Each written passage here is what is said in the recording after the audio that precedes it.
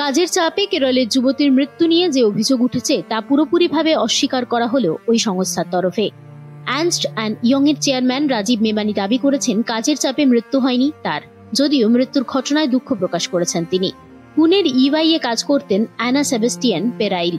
গত 20 জুলাই তার মৃত্যু হয়েছে। এরপর কন্যার মৃত্যুর জন্য ওই সংস্থাকেই দায়ী করেছেন মৃতের বাবা।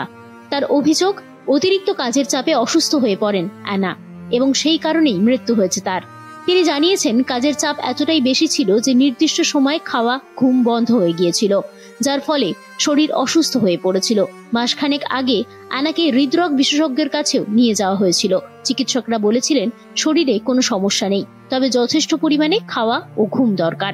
এই বিষয়ে রাজীব মেমানি জানিয়েছেন তাদের সংস্থায় কঠোর পরিশ্রম করতে হয় ঠিকই, কিন্তু কাজের চাপেই যে অ্যানার মৃত্যু হয়েছে তা সঠিক নয়, কারণ দেশ জুড়ে তাদের সংস্থার কর্মী প্রায় 1 লক্ষ এবং তারা ওই সংস্থায় কাজ করে সন্তুষ্ট।